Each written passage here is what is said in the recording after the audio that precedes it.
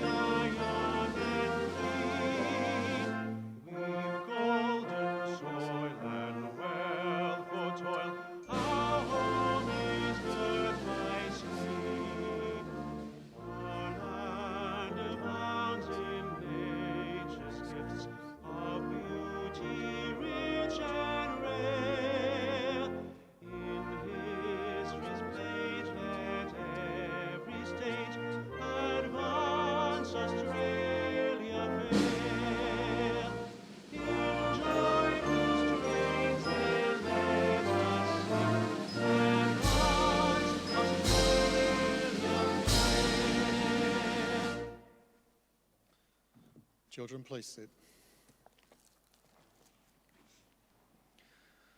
The Australian War Memorial was the vision of Charles Bean, Australia's First World War official historian.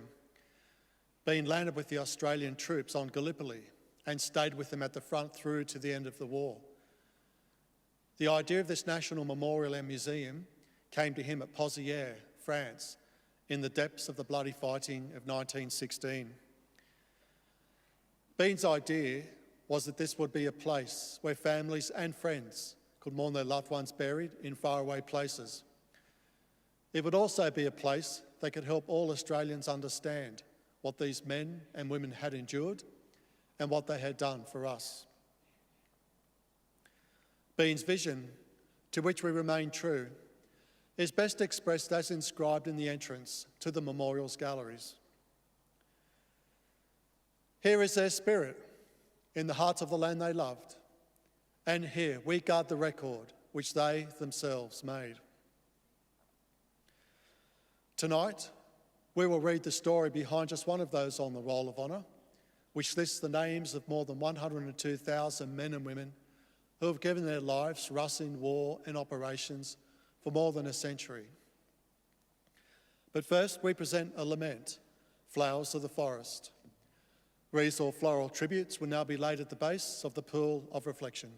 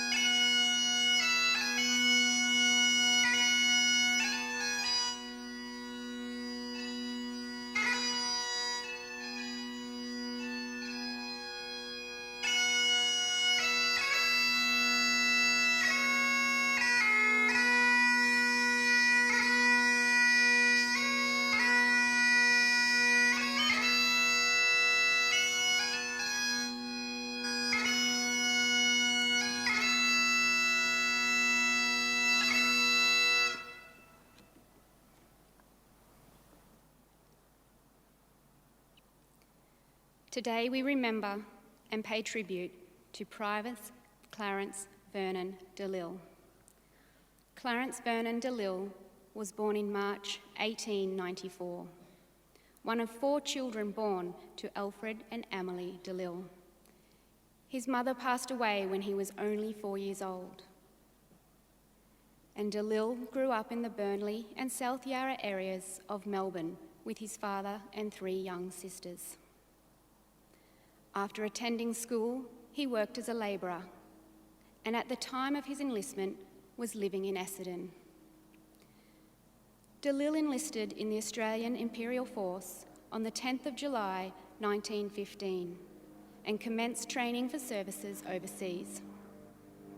On the 29th of September, he sailed from Melbourne aboard the transport ship Austerley with the reinforcements of the 21st Infantry Battalion.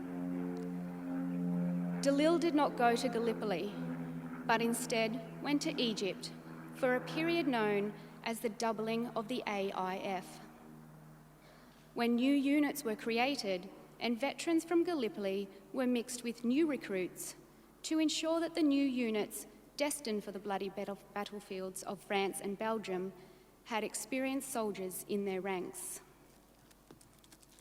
In this period, De Lisle continued his training and was eventually posted to the newly created 60th Battalion, which formed part of the 15th Brigade of the 5th Australian Division. In June 1916, he embarked from Egypt for France and the war on the Western Front. Soon after his arrival in France, De Lisle travelled with the rest of the 60th Battalion from Marseille to Stenbec in northern France. On the 14th of July, they had their first taste of trench warfare when they began conducting fatigue work in the front line and communication trenches of Rouge de Boux near Armentières.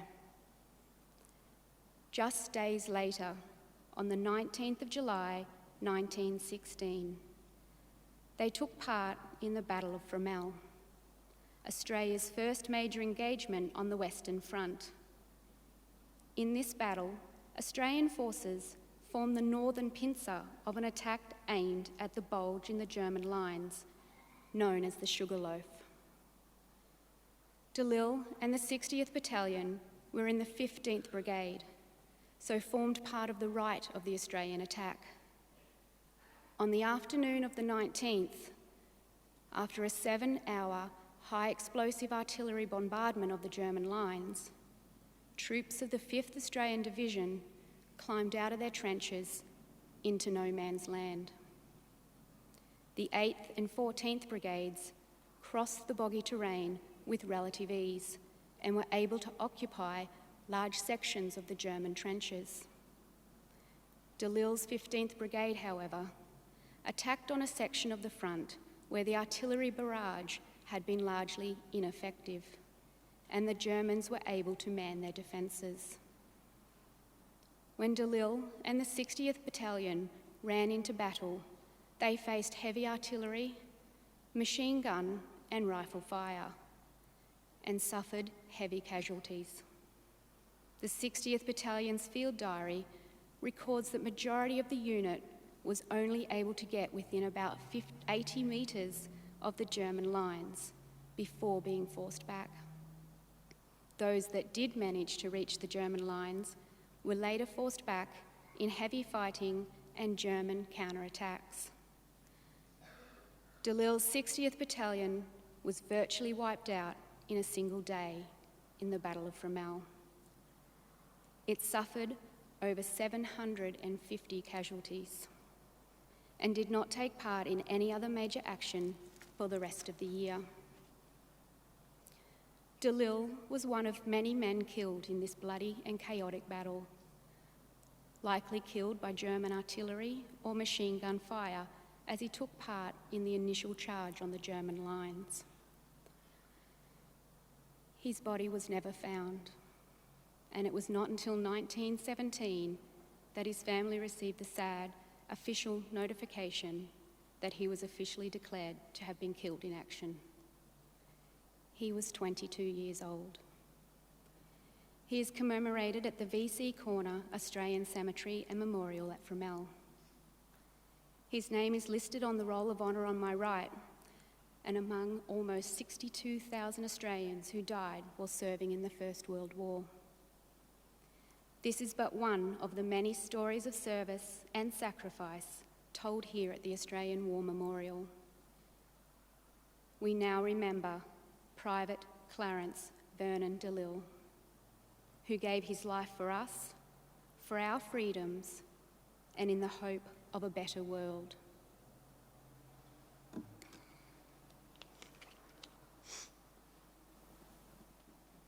Please stand for the ode and the sounding of the last post.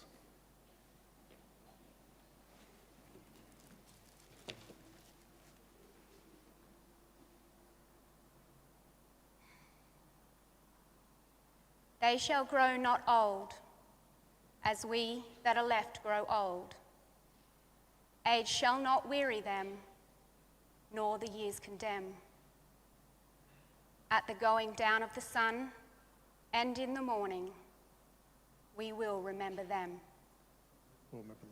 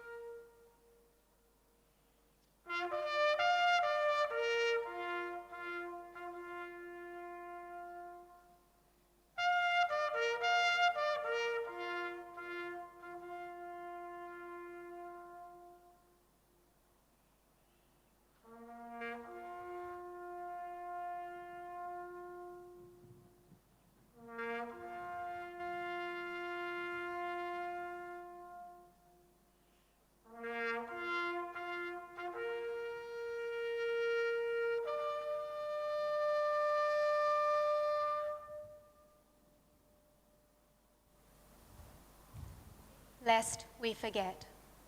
Lest we forget.